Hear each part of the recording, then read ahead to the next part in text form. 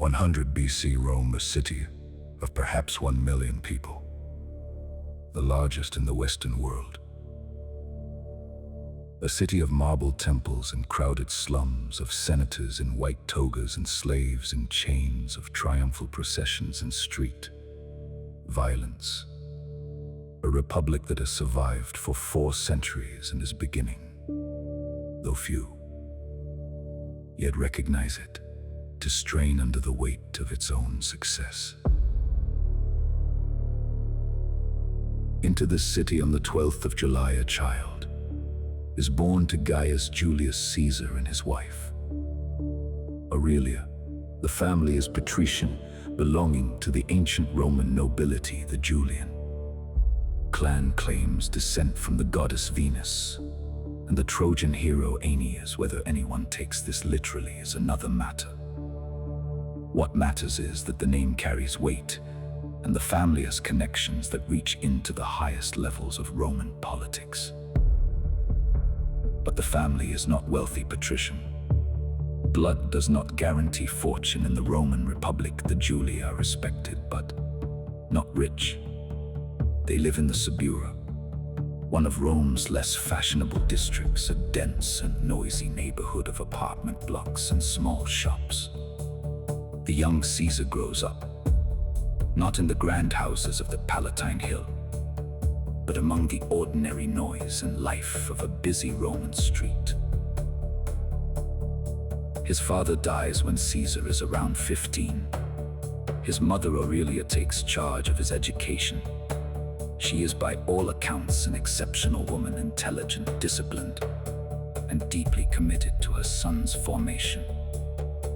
She oversees his studies personally rather than leaving them entirely to tutors. Caesar will speak of her with respect for the rest of his life. His education follows the standard Roman curriculum for a boy of his class: Latin and Greek literature, rhetoric, the art of public speaking, which in Rome is not an ornament but the central skill of political and legal life, philosophy, history. He proves to be an exceptional student with a particular gift for language and for the controlled, precise Latin prose that will later make him one of the finest writers Rome produces. He grows up in a Rome that is politically turbulent. The Republic is being torn between the interests of the old aristocracy and the demands of the popular classes too. Great reformers, the brothers Tiberius and Gaius Gracchus, have been murdered within living memory for trying to redistribute land to the poor. The Roman political system is showing cracks that will only widen in the decades ahead. Caesar watches all of this from boyhood. He is connected to the reformist side of Roman politics. Through family ties, his Aunt Julia is married to Gaius Marius, the great general who reformed the Roman army and dominated Roman politics for a generation. These connections will nearly cost the young Caesar his life before his career has properly begun. Rest now, Rome is loud and busy tonight. A boy in the Suburra is reading by lamplight. He does not yet know what he will become. Good night.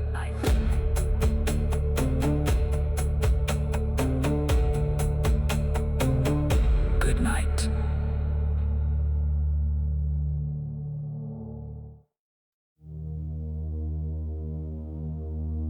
Rome in the 80s BC is a city at war with itself. The conflict between the popular faction, led by Gaius Marius and later by Cinna, and the aristocratic faction led by the general Lucius Cornelius Sulla has spilled from the political arena into open violence.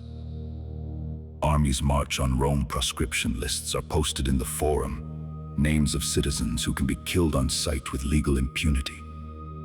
It is a dangerous time to have the wrong political connections. Caesar has the wrong connections. His uncle by marriage is Marius, his father-in-law is Cinna. the popular faction leader who has given Caesar's young wife Cornelia to him in marriage. When Sulla wins the civil war and becomes dictator, he orders Caesar to divorce Cornelia and sever his ties to the popular faction. Many men in Caesar's position comply immediately. Sulla's displeasure is not something the cautious ignore. Caesar refuses. He is 18 or 19 years old. He will not divorce his wife on the orders of a dictator. The refusal is either courageous or reckless, depending on how you assess the risk he is running. Sulla adds his name to the proscription list. Caesar goes into hiding, moving between safe houses in the hills outside Rome, ill with fever, at one point, and paying bribes to avoid capture. Influential friends intercede on his behalf. The Vestal Virgins, whose requests carried significant weight in Roman religious and political life, petition Sulla directly. Eventually, Sulla relents. Caesar is removed from the list and allowed to live. Sulla reportedly says that the young man represents many Mariuses, meaning he sees in him the potential for the same kind of dangerous popular power that his enemies had wielded. Whether Sulla said this exactly or whether it was added later to make the story more dramatic is unknown. But the sentiment it captures is real. Sulla sees something in this young man worth watching.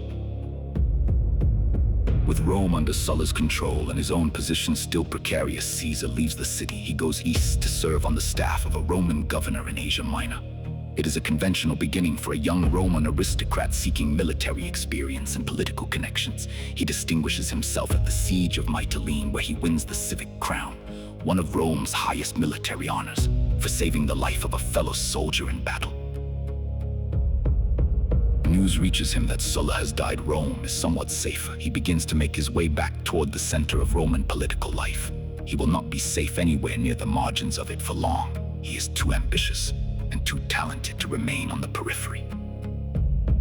On the voyage back toward Rome, his ship is captured by pirates. He is held for ransom. What happens next says something revealing about the young Caesar. Rest now. The Mediterranean is dark tonight. A young Roman aristocrat is a prisoner on a pirate ship, and he is entirely unimpressed by his captors. Good night. Good night. Good night.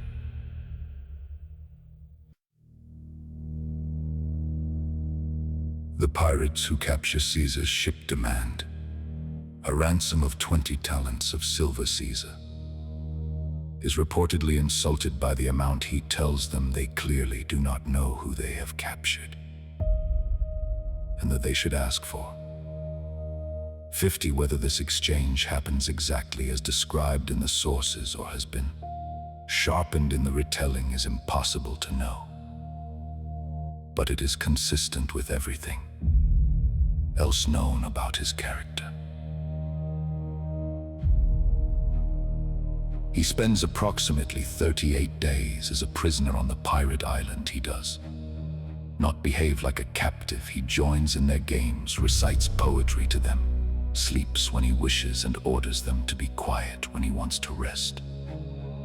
He tells them cheerfully that when he is released, he will return and have them crucified. The pirates apparently find this amusing. They do not take him seriously. They should have the ransom is paid. Caesar is released. He immediately organizes a small fleet, returns to the island, captures the pirates, and has them crucified exactly as promised. He does show them one concession. Because they had treated him reasonably well during his captivity, he has their throats cut before they are nailed to the crosses in the Roman world. This counts as mercy. He continues to Rhodes, where he had planned to study rhetoric under Apollonius Molon, one of the finest teachers of oratory in the Roman world. Cicero had studied under the same teacher. Caesar's ambition is not just political. He wants to be the best speaker in Rome. In a republic where everything from legal cases to political careers turns on the ability to speak persuasively in public, this is not an ornamental goal. His time in Rhodes is interrupted by news of a military emergency in Asia Minor. He does not wait for official orders. He raises a force of his own, crosses to the mainland, and organizes resistance. The crisis passes. His actions are noted. A private citizen who raises troops on his own authority is either a criminal or a hero, depending entirely on the outcome. Caesar makes sure the outcome justifies the action. He returns to Rome in his late 20s. Sulla is dead. The political landscape has shifted. Caesar begins his climb through the standard Roman political career, the cursus, honorum, a sequence of offices that any Roman aristocrat with serious ambitions must hold: military tribune, quaestor, aedile. Each office brings responsibilities, public visibility, and the opportunity to build the network of obligations and loyalties that Roman political life runs on. As aedile, he organizes public games on a scale Rome has not seen, spending money he does not have and going deeply into debt. The crowds love it. The popularity he builds through these spectacles translates directly into political capital. He understands intuitively that in Rome, public favor is a currency as real as silver.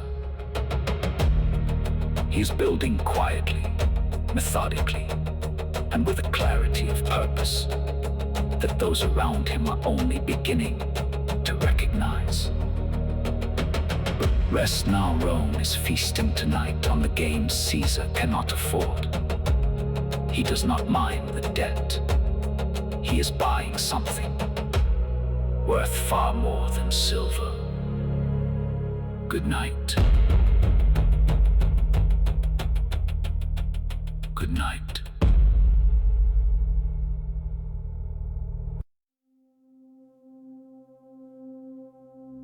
Rome in the 70s and 60s BC is a city of competing ambitions.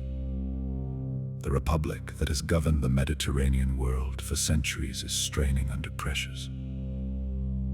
It was not designed to handle vast wealth flowing in from conquered territories, a professional army whose loyalty is to its generals rather than the state, a senate of aristocrats increasingly unable to manage the complexity of an empire, and a population of urban poor whose needs the traditional system consistently fails to address. Caesar navigates this landscape with exceptional skill. He allies himself consistently with the popular cause, with the interests of ordinary Romans against the entrenched privileges of the old aristocracy. This is partly genuine political belief rooted in his family connections to Marius and Cinna. It is also shrewd calculation. The popular vote is the path to office and influence for a man whose family name is distinguished but whose personal wealth is limited. He serves as quaestor in Spain, his first significant posting outside Rome. The sources record that while in Spain he sees a statue of Alexander the Great and weeps. He is around 30 years old, and Alexander had already conquered the world by that age. Whether this episode is historically accurate or a later addition to his biography, it captures something real about Caesar's self-understanding. He is not a man with modest ambitions. Back in Rome, he is elected Pontifex Maximus, the chief priest of the Roman state religion. In 63 BC, the election is a surprise to many. He is relatively young for the position, and his rivals are more senior men with stronger aristocratic credentials. He wins by spending heavily on bribes and making promises to every voter he can reach on the morning of the election. He tells his mother that he will either come home as Pontifex Maximus or not come home at all. He means that if he loses, he will be too deep in debt to remain in Rome. He wins the position, gives him a permanent official residence in the Forum, Rome's political center, and significant religious authority. He uses both strategically. The same year brings the Catilinarian conspiracy, one of the most dramatic episodes in late Republican politics. A Roman senator named Catiline, deep in debt and denied political advancement, organizes a plot to overthrow the government. The consul Cicero exposes the conspiracy and the conspirators are arrested. The Senate debates what to do with them. The majority opinion moves towards summary execution. Caesar speaks against it, not because he sympathizes with the conspirators, but because he argues that executing Roman citizens without trial sets a dangerous precedent. He proposes imprisonment instead. The Senate ultimately follows the harder line, and the conspirators are executed. But Caesar's speech is noted. He has shown the ability to stand against the majority in the Senate chamber and argue his position with precision and courage.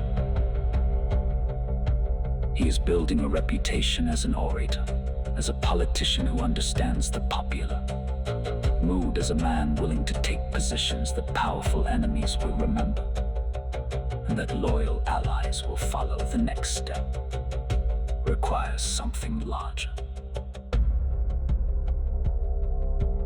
Rest now, the forum is quiet tonight. The torches are burning outside the temple steps. A man is thinking about what comes next. Good night.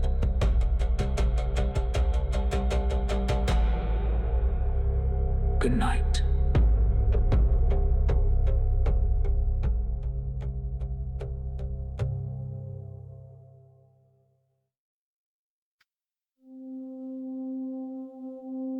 '60 BC Rome. Three men meet privately and make an arrangement that will change the Roman Republic forever. Their names are Julius Caesar, Gnaeus Pompeius Magnus, and Marcus Licinius Crassus. History will call their alliance the First Triumvirate, though it has no official status, no legal framework, no formal recognition by the Senate. It is simply an agreement between three powerful men to support each other's ambitions. Pompey is the greatest general of his generation. He has conquered the East, cleared the Mediterranean of pirates, and celebrated 3 triumphs in Rome. He is enormously popular with the Roman people and commands the loyalty of his veterans. But the senators refused to ratify his eastern settlements and to provide the land grants he promised his soldiers. He needs political allies to get what he is owed. Crassus is the wealthiest man in Rome, possibly the wealthiest man in the world. He has made his fortune through property, silver mines, and the purchase of burning buildings and their adjacent properties at distressed prices before his private fire brigade puts out the flames. He has political ambitions and resentments of his own, particularly toward Pompey, whose military glory he cannot match. Caesar is the most politically skilled of the three and the least wealthy and powerful in conventional terms. But he has something the other two need: the ability to manage the Roman political system, to build coalitions, to persuade and to outmaneuver opponents in the Senate and the popular assemblies. He is about to be elected consul, Rome's highest annual office, and he can deliver legislative results that neither Pompey nor Crassus can achieve on their own. The arrangement works. Caesar as consul in 59 BC pushes through Pompey's land grants and eastern settlements over fierce senatorial opposition. Crassus gets what he needs.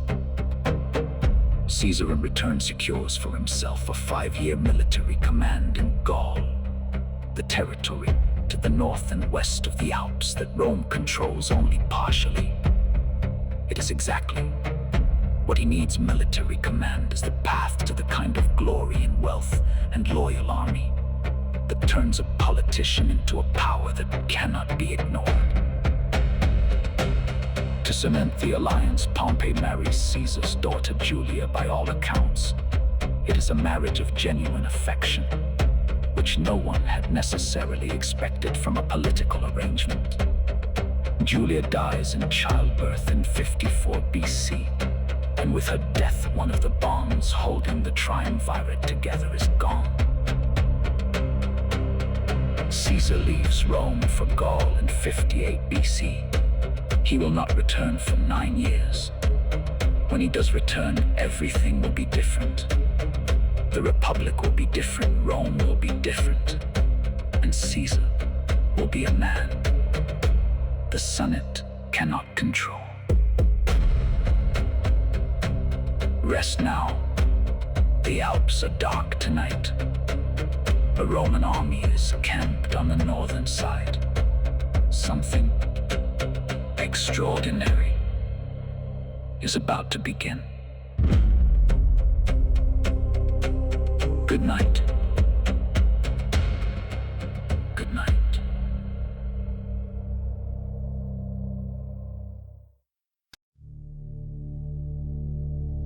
58 BC Gaul, the territory that roughly corresponds to modern France, Belgium, Switzerland, and parts of Germany and the Netherlands. It is not a single nation. It is a patchwork of tribes, some allied to Rome, some hostile, some shifting between the two depending on circumstance. Caesar arrives with 4 legions. He will leave with 10, and Gaul will be a Roman province. The first campaign begins almost immediately. A large migration of the Helvetii tribe from what is today Switzerland is moving westward through Roman allied territory. Caesar blocks their path, defeats them in battle, and forces them back to their homeland. It is a swift and decisive campaign that establishes his authority in the region and gives his army its first taste of victory under his command. He follows this immediately by confronting Ariovistus, a Germanic chieftain who has crossed the Rhine and established himself in Gallic territory when Caesar demands. He withdraws. Ariovistus refuses contemptuously. Caesar attacks. The Germanic forces are defeated and driven back across the Rhine. 2 significant threats dealt with in a single campaigning season. The Roman Senate declares a 15-day public thanksgiving, an unprecedented honor. The campaigns continue year after year. Each summer, Caesar moves with his legions against a new target or responds to a new threat. The Belgic tribes in the north, the coastal tribes of Brittany, whose fleet he defeats by the novel tactic of using hooks on long poles to pull down the rigging of their tall sailing ships. The tribes of the southwest. Each campaign extends Roman control and fills the war chest that Caesar uses to pay his soldiers, fund his political operations in Rome, and clear some of his enormous personal debts. He writes throughout the campaigns the Gallic Wars. His account of his own campaigns is one of the most remarkable documents to survive from the ancient world. It is written in the third person, Caesar referring to himself throughout as simply Caesar, which creates an effect of detachment and authority. The Latin is precise, elegant, and deceptively simple. It is both a military record and a work of political self-promotion, designed to shape how Rome perceives what he is doing in the north. The human cost of the Gallic campaigns is enormous. Ancient sources, including Caesar's own, record figures of 1 million Gauls killed and another million enslaved over the course of the 8-year war. Modern historians debate the precision of these numbers, but agree that the scale of death and displacement is catastrophic by any measure. The Conquest of Gaul is one of the most violent episodes in Roman history. Caesar's account does not hide this. It presents it as necessary, as the inevitable result of Gallic resistance to Roman authority. Rest now. The fires of the Gallic camps are burning across the hills tonight. Caesar is dictating letters by lamplight. He is always dictating letters, always thinking about Rome, always managing the politics of a city he cannot see from here. Good night.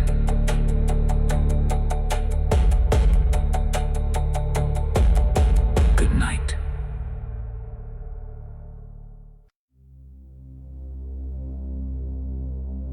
'55 BC, Caesar looks beyond Gaul across the narrow sea.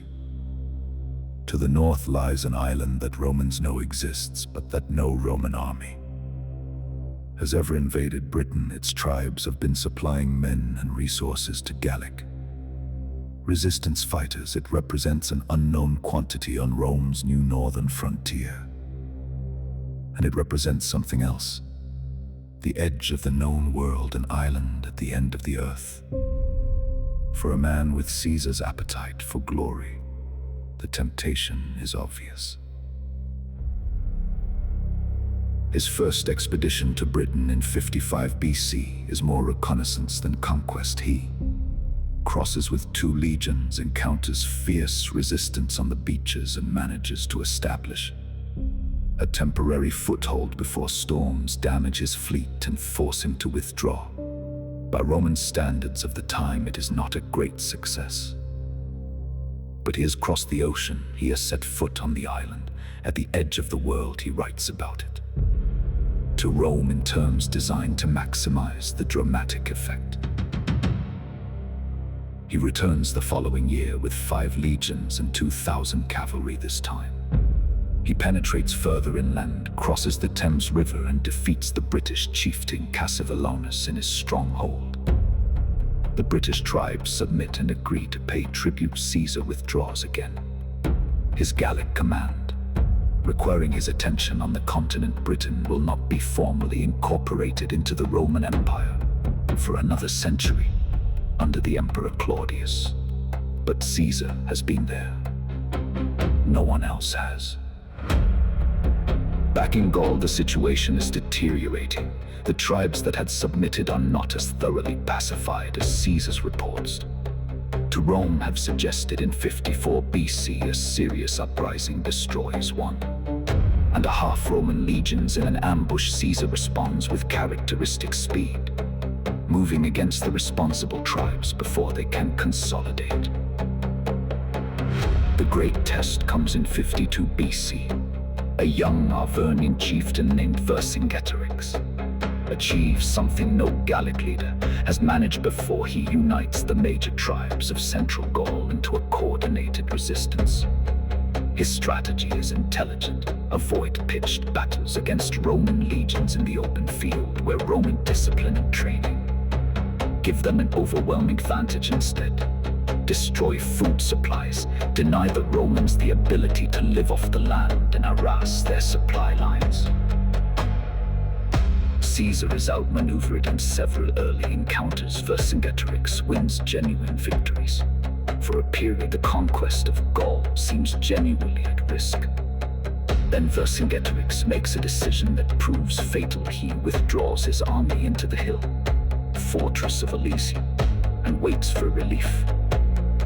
Caesar besieges the city, building 30 kilometers of inner fortifications around Alesia, and then another 30 kilometers of outer fortifications facing outward against the arriving relief army. He is besieging and besieged simultaneously. The relief army attacks the outer ring. Vercingetorix attacks the inner ring from inside. Caesar holds both lines. The relief army is defeated. Vercingetorix surrenders. He rides out of Alesia on his horse, circles Caesar's position once, and then dismounts and lays his weapons at Caesar's feet. Gaul is conquered. It will remain Roman for 5 centuries. Rest now, Alesia is quiet tonight. The siege works are empty. The great resistance is over. Good night.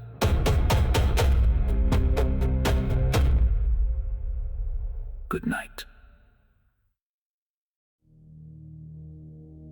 49 BC, Caesar's command in Gaul is coming to an end. The political situation in Rome has changed dramatically during the 9 years he has been away. Crassus III, member of the Triumvirate, is dead, killed in a catastrophic military defeat against the Parthians at Carrhae in 53 BC. Julia, Caesar's daughter and Pompey's wife, died in childbirth in 54 BC. The personal bonds that held the alliance together are gone.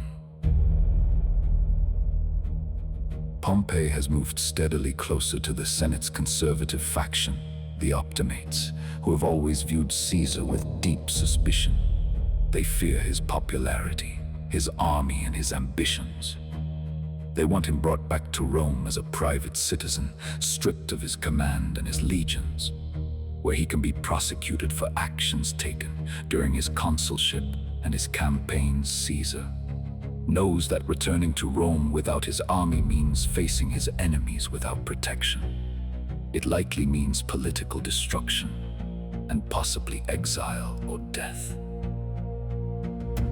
Negotiations go back and forth through the late months of 50 BC and into January 49 BC. Caesar offers compromises. He will give up his command if Pompey gives up his. The Senate rejects every proposal.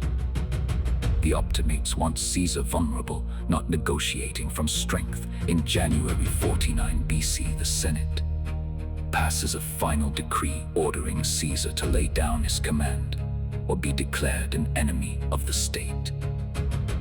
Caesar is at Ravenna in northern Italy with 1 legion, the 13th. The Rubicon River, a small stream by most standards, marks the boundary between his province and Italy proper. Roman law is absolute on this point. A general may not bring his army into Italy. To do so is to make war on Rome itself.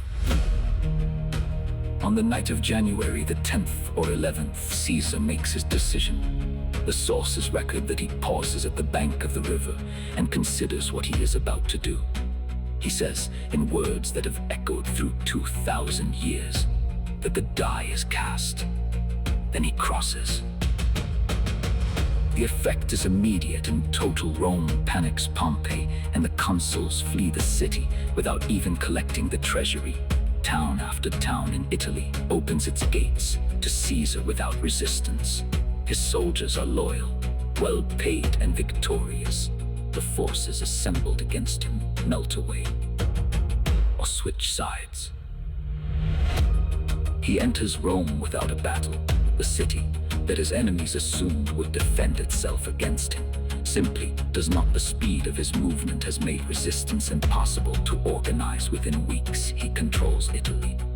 The civil war has begun, but its outcome in the West is already decided. Pompey and the Senate faction have fled to Greece. Caesar will have to follow them. But first, he secures Spain, where Pompey's forces are strongest, in a campaign of brilliant maneuver that he completes in less than 2 months, without a major battle. Rest now. The Rubicon is behind him. Everything that follows flows from this moment. A line crossed in the dark by 1 man and 1 legion. Good night.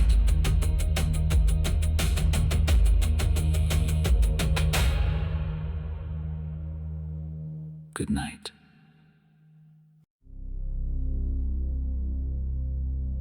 '48 BC.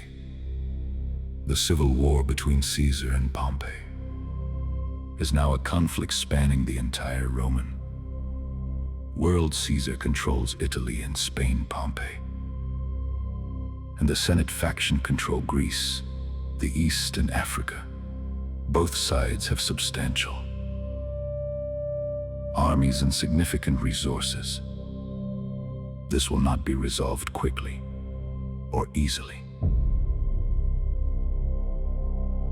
Caesar crosses to Greece in January 48 BC with a force smaller than he would like. His admiral Marcus Antonius, the man history knows as Mark Antony, eventually brings reinforcements across Caesar attempts to blockade Pompey's larger army at Dyrrhachium, on the Adriatic coast, building fortifications of extraordinary length to cut off his supplies. It is an audacious strategy given that Caesar's force is the smaller one. It nearly destroys him. Pompey breaks through Caesar's lines at a point of weakness. The defeat is serious. Caesar's forces suffer significant casualties and are forced to retreat. Pompey does not pursue aggressively. This caution, whether from temperament or the advice of cautious subordinates, is his fatal mistake. Caesar later says that the war would have ended that day if Pompey had known how to use a victory. Caesar withdraws eastward into Thessaly. Pompey follows, finally pressured by the senators in his camp, who are already dividing up the offices and rewards they expect to collect after their inevitable victory. Their confidence is not entirely unreasonable. They have more men, and they have just won a significant engagement. At the plain of Pharsalus in August 48 BC, the two armies meet for the decisive battle. Pompey has around 45,000 infantry and 7,000 cavalry against Caesar's 22,000 infantry and 1,000 cavalry. His plan is to use his cavalry superiority to outflank Caesar's right wing and roll up his line from behind. Caesar anticipates this. He creates a hidden fourth line of infantry behind his right flank. 6 cohorts drawn from his most experienced veterans. When Pompey's cavalry charges and drives back Caesar's horsemen, this fourth line steps forward and attacks the cavalry, with their javelins used as spears thrusting at the faces of the riders. The cavalry breaks and flees the fourth line, then wheels and attacks Pompey's infantry from the rear. Pompey's army collapses.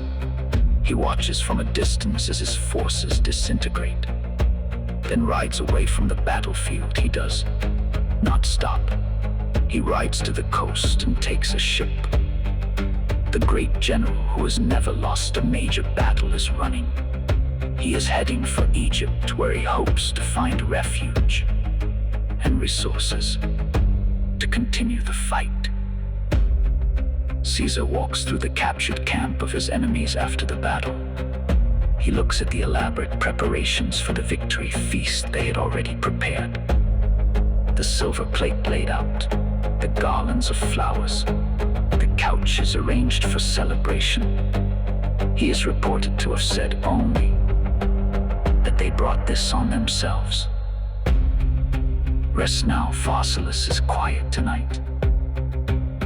The greatest battle of the Roman Civil War is over. Caesar is following Pompey east. Good night. Good night.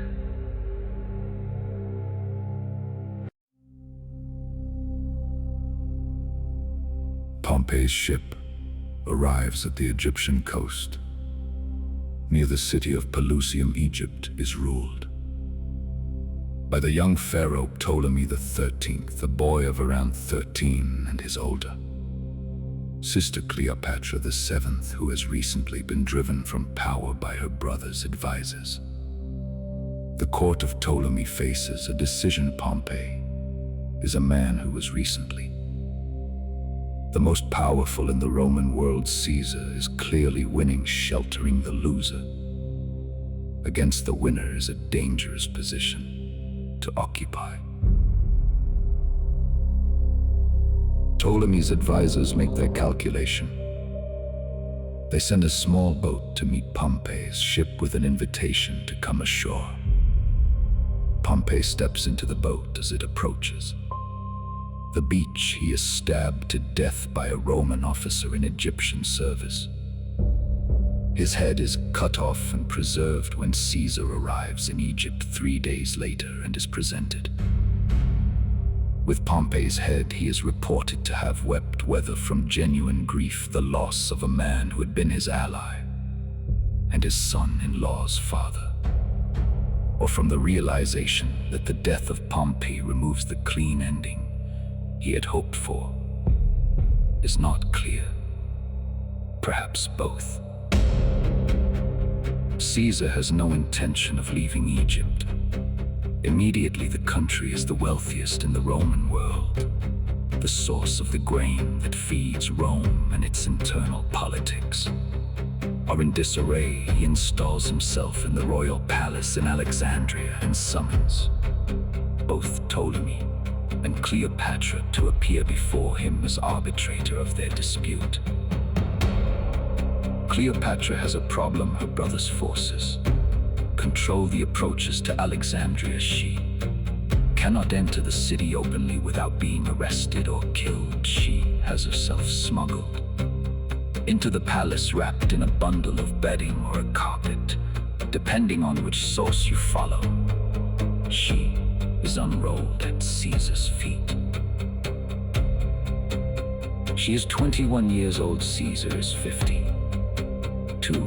She speaks 9 languages, is the first of her dynasty to speak Egyptian, and has been ruling a kingdom since she was 18.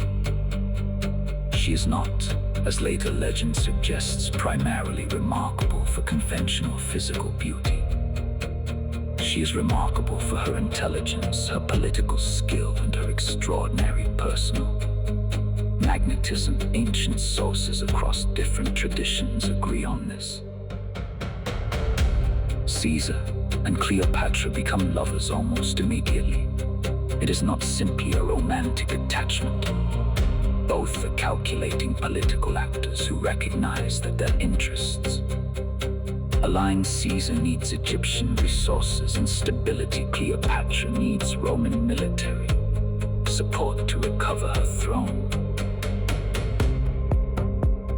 The Alexandrian War follows. Ptolemy's forces besiege Caesar in the palace district. Caesar holds the waterfront with a small force while waiting for reinforcements. He famously sets fire to ships in the harbor to prevent their capture, and the fire spreads to destroy part of the great library of Alexandria. The scale of the loss is debated by historians, but the event is documented. Reinforcements arrive. Ptolemy is defeated and dies in the battle. Cleopatra is restored to the throne. She rules jointly with her younger brother Ptolemy XIV, as Egyptian custom requires. But the real power is hers. She is pregnant with Caesar's child. Rest now. Alexandria is quiet tonight. The harbor reflects the stars inside the palace. 2 of the most remarkable people of the ancient world are making plans. Good night.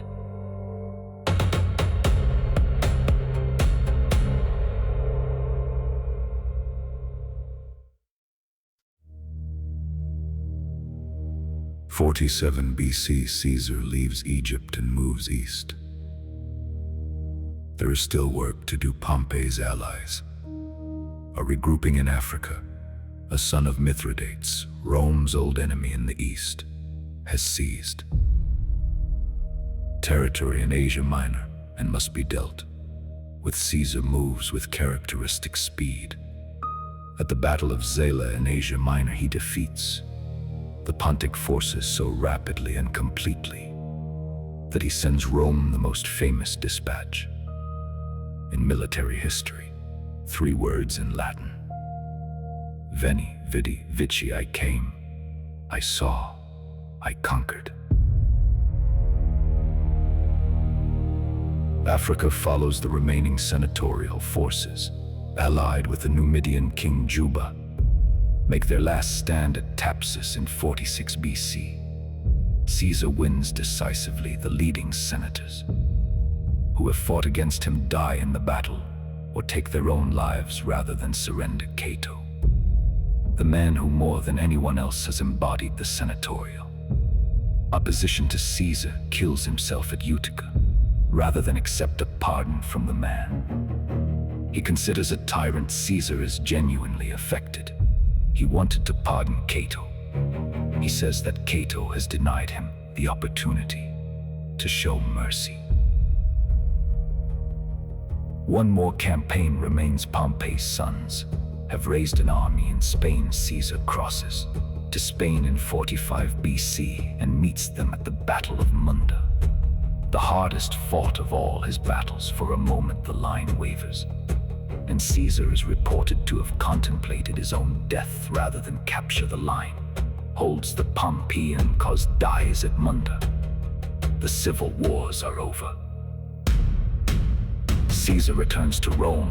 He celebrates 4 triumphs in succession for his victories in Gaul, Egypt, Asia, and Africa. The celebrations last for weeks. Games, feasts, spectacles on a scale Rome has never seen. He's appointed dictator, initially for 10 years and then for life. Dictator perpetual. It is an office with a long Roman history, but always understood as temporary. An emergency measure. Dictator for life is something different entirely. He is now effectively the sole ruler of Rome. The Republic's institutions still exist on paper. The Senate meets, elections are held, but everyone understands that the real decisions are made by one man. Some Romans accept this, many do not. The word that his enemies use is king. And in Rome, king is not a title. It is an insult with a history stretching back 5 centuries to the expulsion of Rome's last king. Romans do not have kings. They are a republic, or they were. Cleopatra arrives in Rome with their son. Caesarion Caesar installs her in a villa across the Tiber. He has a statue of her placed in the temple of Venus Genitrix, presenting her as a goddess. Roman opinion is uncomfortable with this. Caesar is already testing the boundaries of what Rome will accept. Rest now. Rome is uneasy tonight. Too much power in one place. Too many disappointed men. Too many who remember what the Republic was supposed to be. Good night. Good night.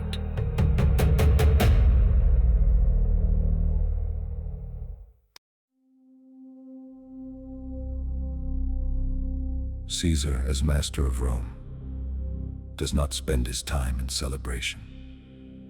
He works with the same concentrated energy he brought to military campaigns. He turns to the problems of governing an empire that the old Republican system was never designed to manage. In the relatively short time between his return to Rome and his death, he initiates a series of reforms whose effects outlast him by centuries. The calendar is perhaps the most enduring of his changes. The Roman calendar in use before Caesar is a lunar calendar that has drifted badly out of alignment with the solar year by 46 BC. It is around 3 months ahead of the actual season. Caesar, working with the Egyptian astronomer Sosigenes, introduces a new solar calendar of 365 days with a leap year every 4 years. The Julian calendar, as it becomes known, is used across the Western world for over 1600 years. The Gregorian calendar used today is a minor modification of Caesar's original design. Every time anyone checks the date, they are using a system Caesar introduced. He extends Roman citizenship to people in the provinces, particularly in Gaul and Spain, who had served Rome loyally, but remained outside the full protections of Roman law. This is controversial in Rome, where citizenship is a jealously guarded privilege. But it is also an acknowledgement of the reality that the empire is far larger than the city and that governing it requires incorporating its people more fully. He reorganizes the debt laws to provide relief to the enormous number of Romans who have been driven into bankruptcy by the disruptions of the Civil War years. He establishes new colonies for his veteran soldiers across the empire, both rewarding their service and distributing the population. Pressure of Rome's overcrowded urban poor. He begins ambitious building projects in Rome, a new forum, new public buildings, improvements to the city's infrastructure. He plans further campaigns against the Parthians who killed Crassus and who represent the one major power on Rome's borders that has not been subdued. Against the Dacians along the Danube, he is assembling an army of 16 legions for the Parthian campaign. He is also planning to dig a canal through the Isthmus of Corinth and to drain the Pontine marshes south of Rome to create agricultural land. He has the energy of a man half his age and the ambitions of a man who knows time is limited.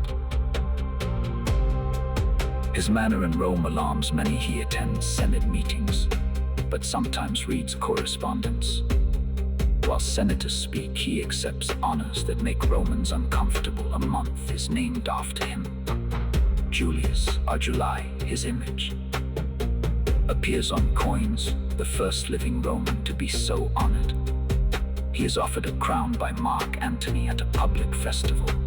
He declines, but the offer itself, clearly staged, is designed to test public reaction.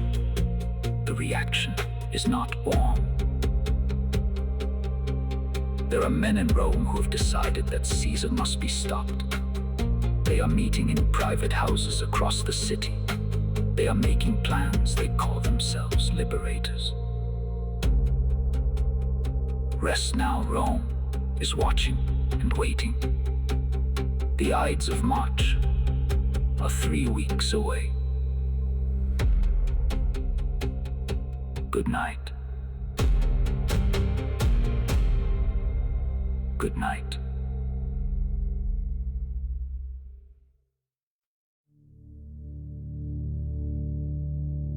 The conspirators number around 60 men. They are senators, men of standing in Roman society, men who have in many cases been pardoned by Caesar himself after fighting against him in the Civil War. They call themselves the liberators, the liberators. They believe they are saving the Republic. At the center of the conspiracy are two men whose names will be remembered as long as Caesar's own Marcus Junius Brutus and Gaius.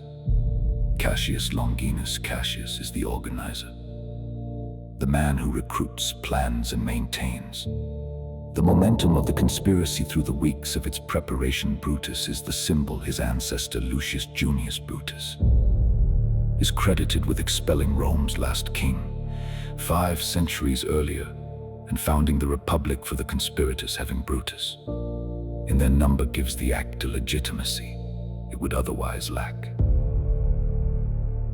Caesar and Brutus have a complicated relationship. Caesar has shown Brutus exceptional favor, pardoning him after Pharsalus despite his fighting for Pompey, and appointing him to significant positions. There are ancient rumors, probably without foundation, that Caesar was the biological father of Brutus. What is documented is that Caesar trusted him, and that Brutus genuinely believes that killing Caesar is the right thing for Rome. The conspiracy is poorly kept secret. Ancient sources record multiple warnings that Caesar receives in the days before the Ides of March. A soothsayer warns him in public to beware the Ides of March. His wife Calpurnia has disturbing dreams and begs him not to go to the Senate on that day. A letter detailing the conspiracy is pressed into his hand as he enters the Senate building. He does not read it. There is debate among historians about why Caesar, a man of exceptional intelligence and political awareness, does not take these warnings more seriously. Several explanations have been proposed. He has dismissed his personal bodyguard months earlier, perhaps wanting to appear confident and approachable rather than fearful. He has said publicly that it is better to die once than to live in constant fear of death. He may simply not believe that men he has pardoned and promoted would move against him. The Parthian campaign is scheduled to begin in 3 days on the Ides of March, the 15th. Caesar is due to attend a meeting of the Senate in the theater of Pompey. The conspirators have chosen this day because it is one of the last opportunities before Caesar leaves Rome for what could be years. On the evening of the 14th, Caesar dines at the house of Marcus Lepidus. Conversation turns to what kind of death is best. Caesar says without hesitation that a sudden one is best. He goes home to sleep. His wife, Calpurnia, wakes in the night in distress. She asks him not to go in the morning. Rest now. Rome is quiet on this last night before the Ides. 60 men across the city are not sleeping well. Good night. Good night.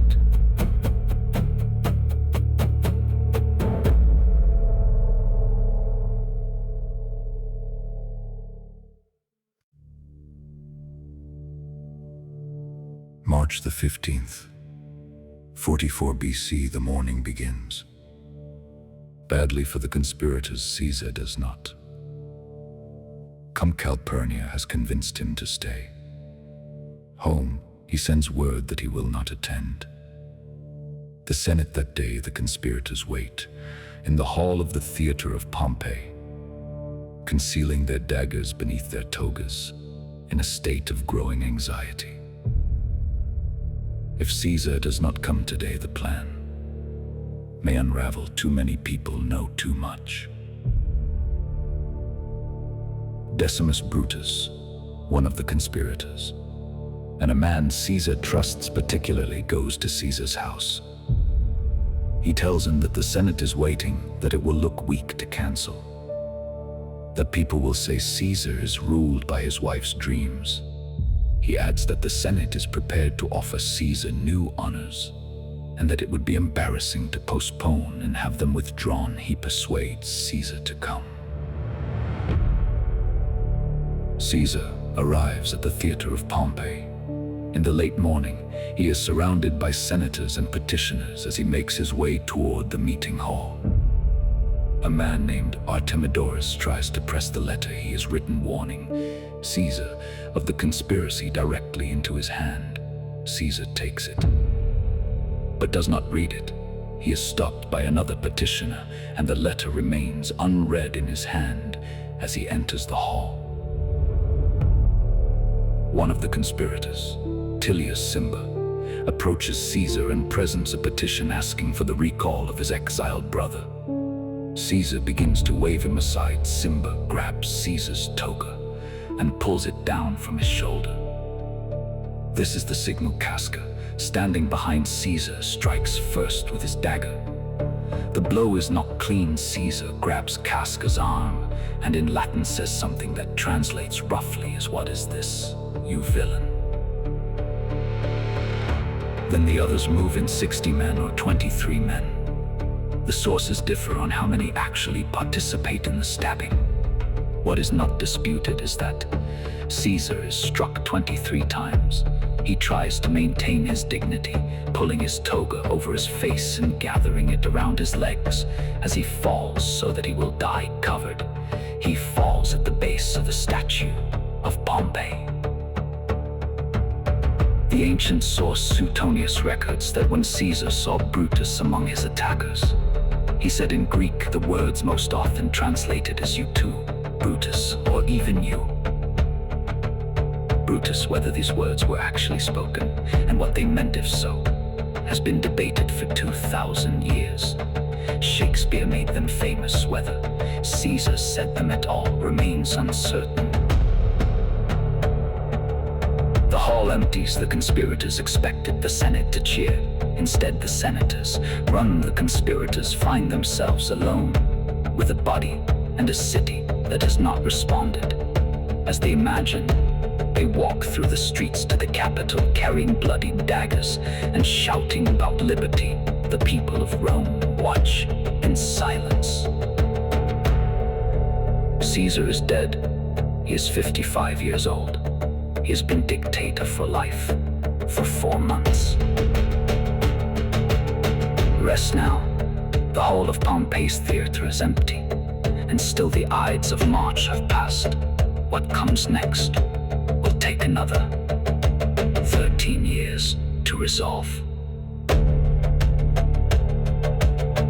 Good night.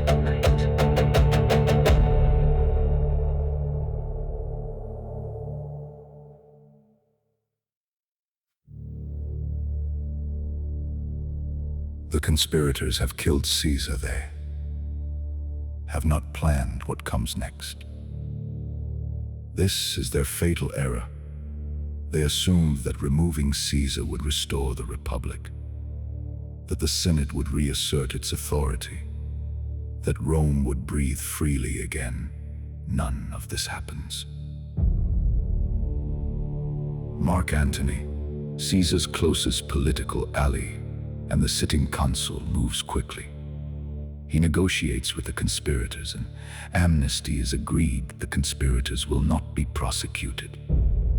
But Caesar's acts and appointments will stand, and he will receive a public funeral.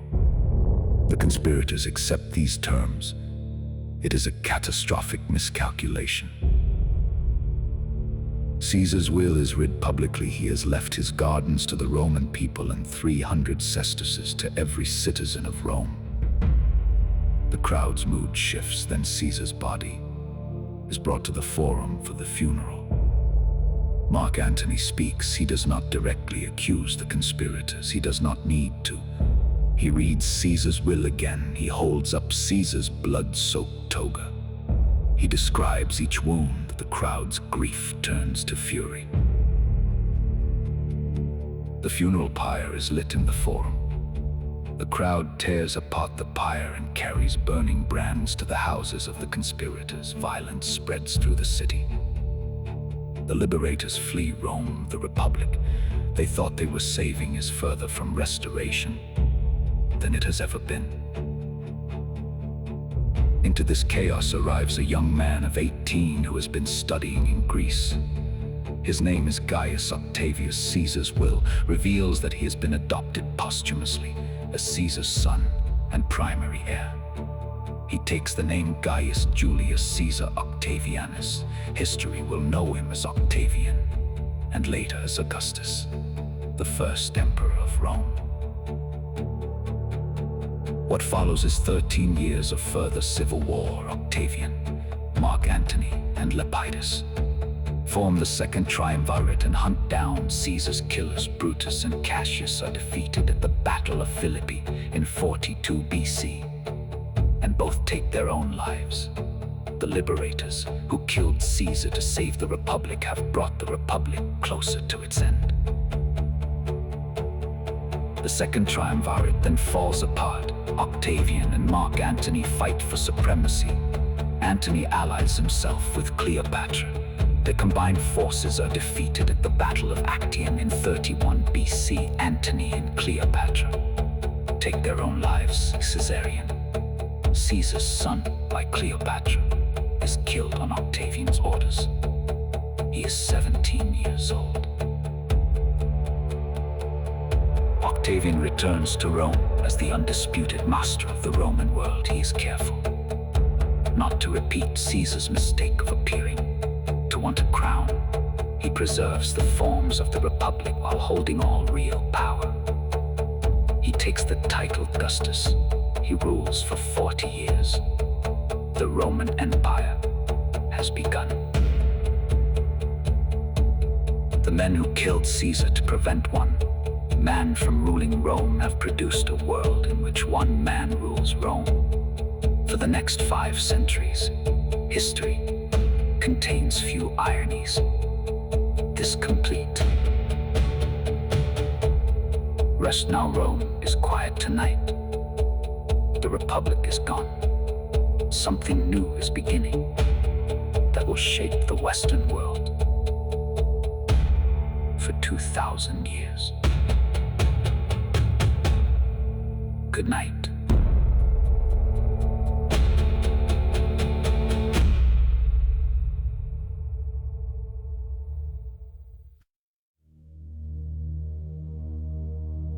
Julius Caesar died on the Ides of March. 44 BC, 2068 years have passed, and yet his name remains one of the most immediately recognized in human history. Not just as a historical figure, but as a word in German. The word for emperor is Kaiser in Russian. It is Tsar, both derived directly from the name Caesar, a man dead. For 2 millennia, is still embedded in the languages of nations that did not exist when he lived. His military legacy is straightforward to assess.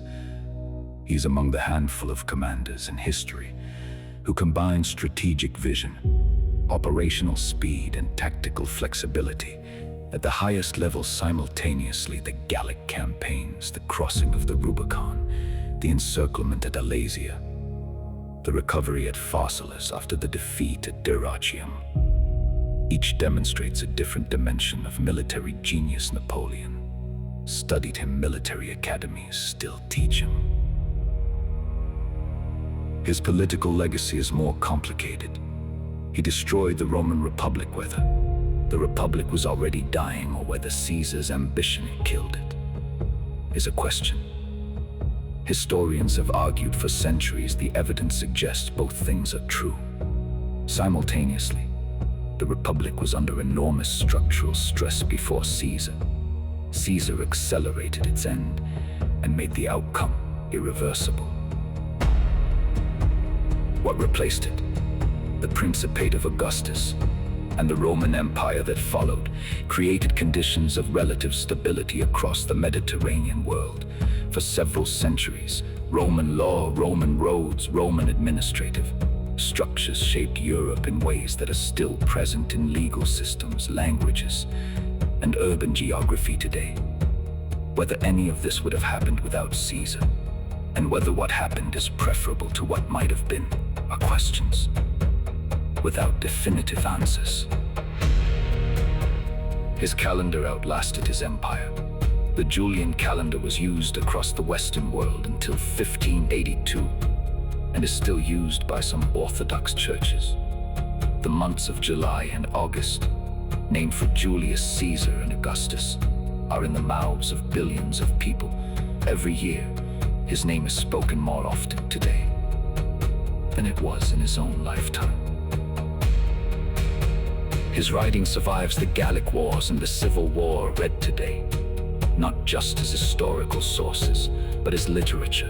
The clarity and precision of his Latin prose has been admired by writers and scholars.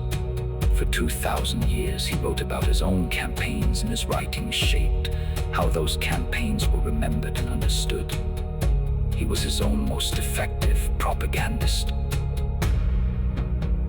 He's been interpreted in almost every possible way: as a liberator of the people from senatorial oligarchy, as the destroyer of republican freedom, as a military genius, as a ruthless and ambitious politician who placed his own advancement above the institutions of his state, as a reformer who saw that the old system could not manage the empire. Rome had become all of these interpretations of textual support.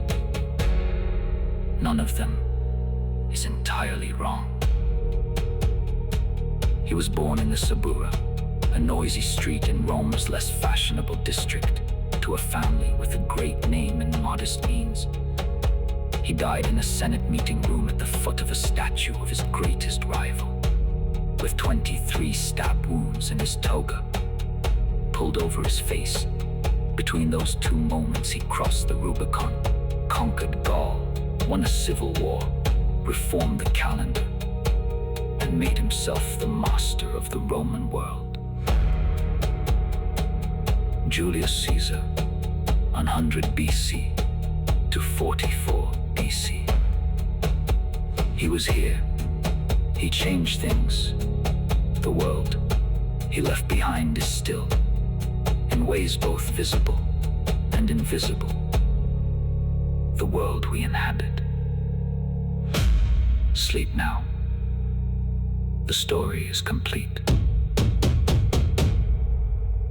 Good night. Good night.